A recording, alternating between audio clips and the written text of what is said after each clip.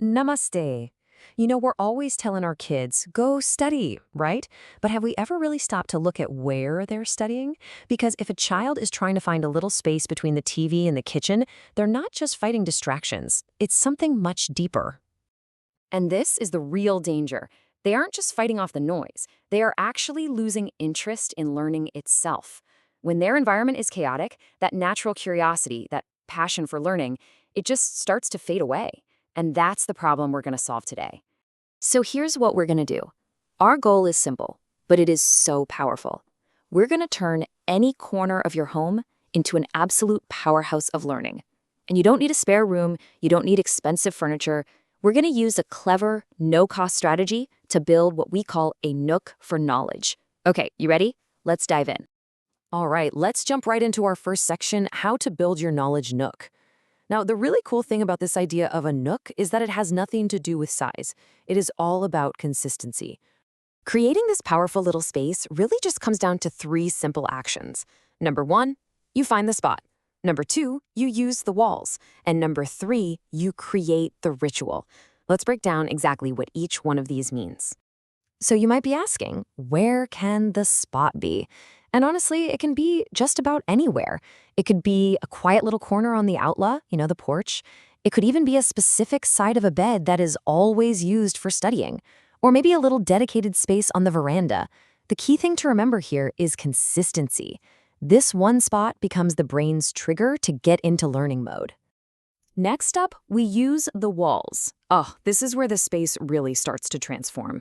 Just imagine sticking up a map of India, or a multiplication table, or even a list of new English words your child is learning.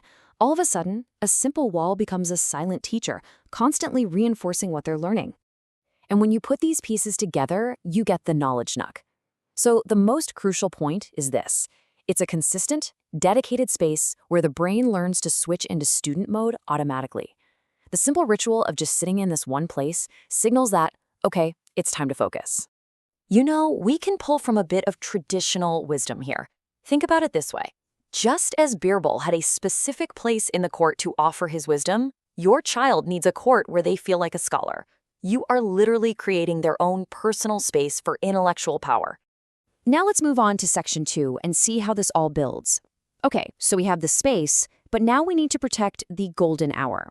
Now, we know that in many of our families, children are helpers. They work on the farm and they help in the kitchen. So how do we balance these really important duties with their need to study?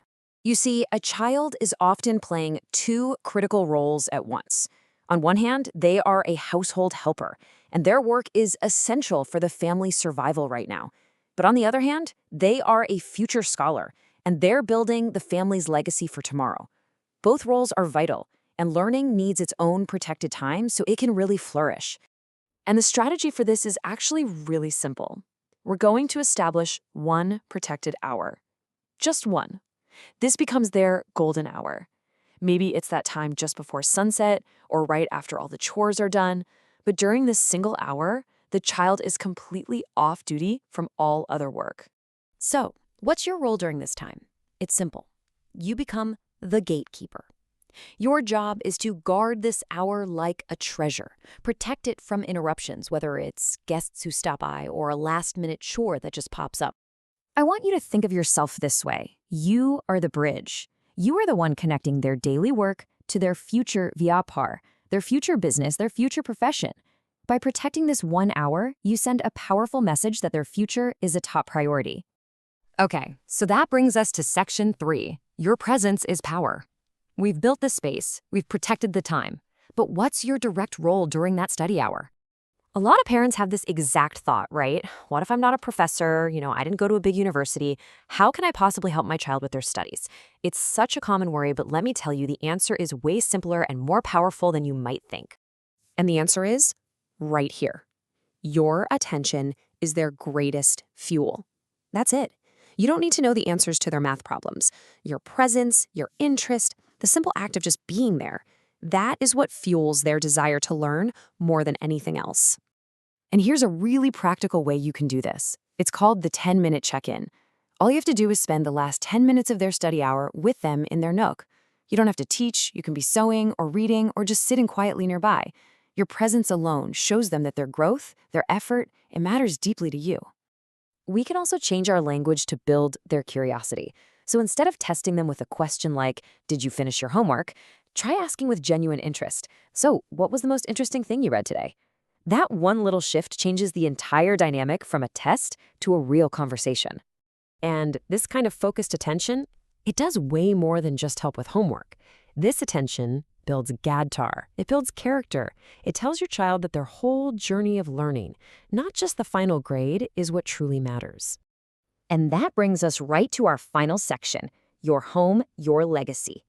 Let's pull all of these ideas together and look at the long-term impact of these small, daily actions. You see, a Nook for Knowledge is so much more than just a little study corner. It's truly the first step in turning your home into a temple of wisdom. When you provide the space and you protect the time, you're providing the opportunity for them to achieve greatness. So, I want to leave you with this powerful thought. Be the bridge that connects your child's hard work with their highest dreams. You are that vital link. Your small, consistent actions create the environment where all of their potential can be fully realized. So let's make this real. Not tomorrow, not next week. Start today. Look around your home right now. Find that corner, create that nook. It's such a simple action, but it has a legacy-defining impact. For more practical parenting tips that connect these timeless values with your child's future, please come visit us at burbleg.com. Thank you so much for joining me for this explainer.